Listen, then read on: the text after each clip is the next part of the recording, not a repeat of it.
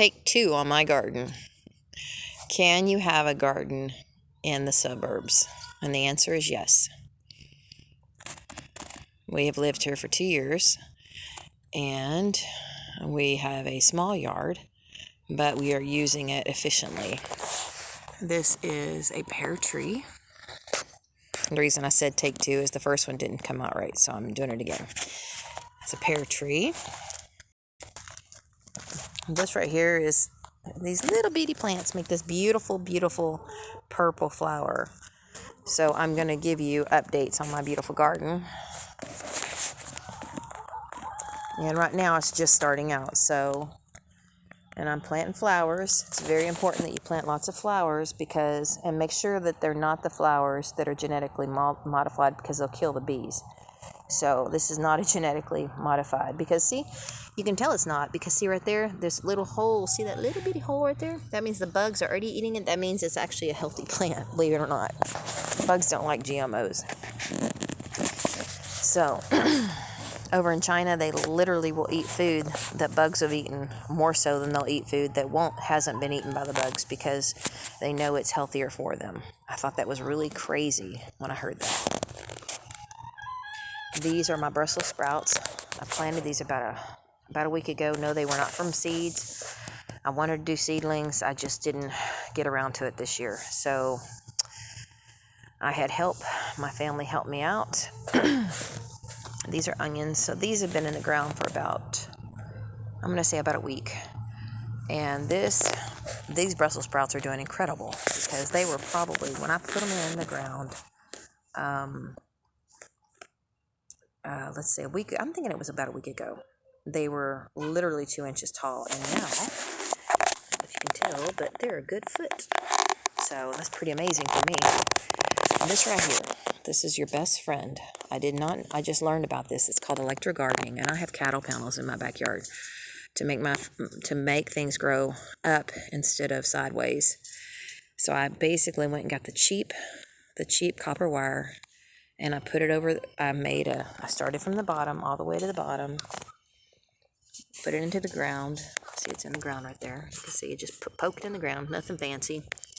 And then just put it up on there all the way up, okay? And then I just bent it over right here. And then there's another one, another plant. And then yesterday we planted these. These are just some kale that my friend gave me, which I'm so, so grateful for.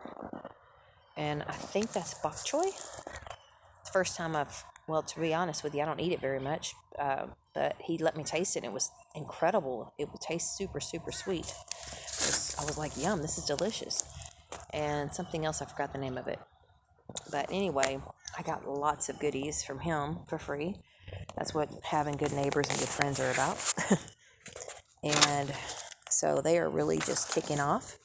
This is, I've got another strand of copper wire over my thing. It's nothing fancy. It's just there. Make sure it's plugged in the ground. This one's actually, it's not plugged in the ground on this side. It's plugged in on the ground on that side. So it goes up and over, and you're supposed to have them up high, like 8 feet. So this, what it is, I literally got it over the cattle panel, so it'll bring in all the electricity from the air will go down to my plants. And trust me, it is working. I'm super impressed, because usually when you plant stuff, it kind of goes through a lull. And this stuff is just like, it's still doing really strong. So I'm going to come back and prune it today.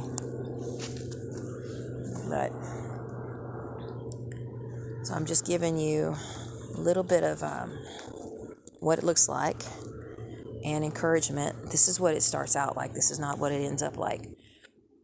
I just got some tomato plants from different places. I like to get different plants from different places, just because I like to help my local farmers and my local, anybody that's local. I try to help. I do buy plants from Harps too, because their prices are good, and also they're employee owned. So, and then I have this is a 2-year-old peach tree, so you can see it's doing really well. And not everywhere, you can't have this everywhere, but in some suburbs, they allow you to have chickens. Say good morning. Good morning. How are you doing?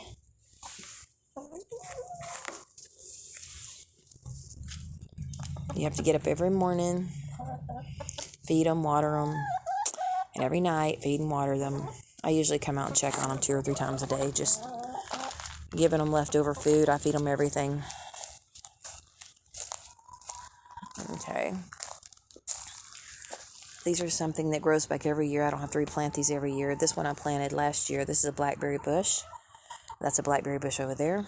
This whole trellis right here is going to be filled with blackberries by the end of the summer. And I'm excited about that. I do have a little, down here, just in the bottom, I have a little raspberry bush, but for some reason, it's coming back. You can see it. It struggled last year, so I did the blackberries too, so you can have both.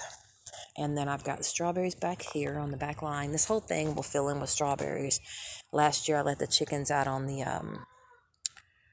to do my garden, to till my garden, which is great.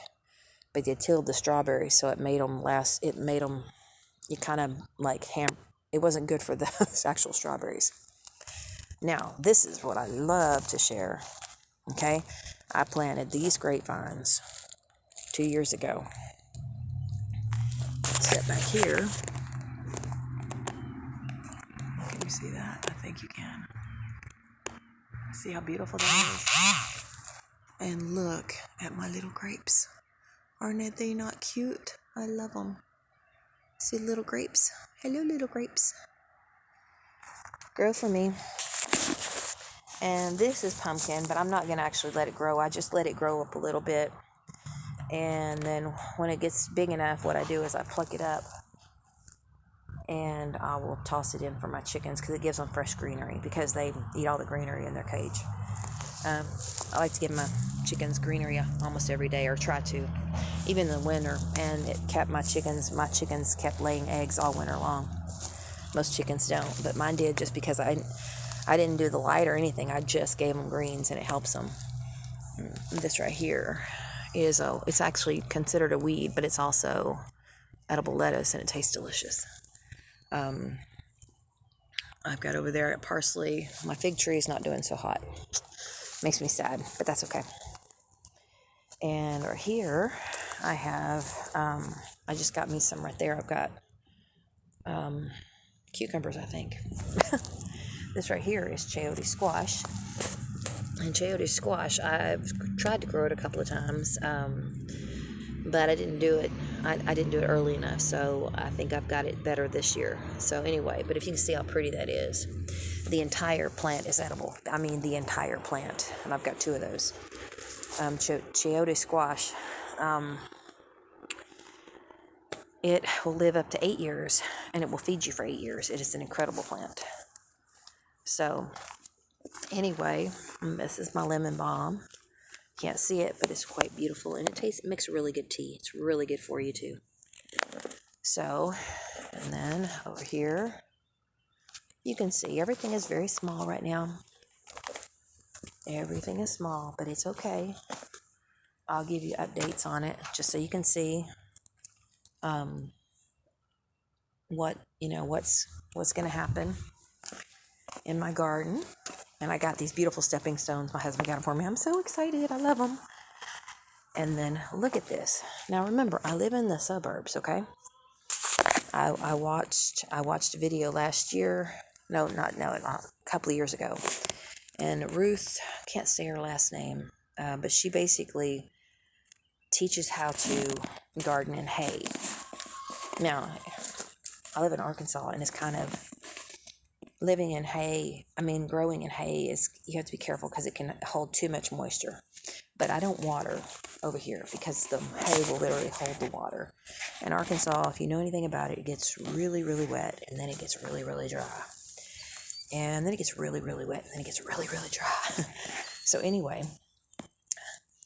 this is the first part of April, and I'm hoping that these are all this is red potatoes that went bad in my kitchen. All of these and the cattle panel, I haven't figured out what I'm going to do yet. I'm still figuring it out. These are red potatoes that went bad in my kitchen. I literally put them out here, covered them with hay, and they're going to make tons of beautiful potatoes for me this year. Now, I will say, last year I planted a couple, and they didn't do so good because the ground wasn't quite. I'm not sure if the bugs ate them or what, but anyway. And let's see, this is just a little bitty. Let's see, you can actually see the tomato right there. I mean, the potato right there. And but literally, all you got to do is cover it up, and it will take off growing, and it will create other potatoes. So anyway, I think this is long enough for this video. Just wanted to show you. We've lived here for 3 years, and a lot of work, but you can make a beautiful garden in a small backyard.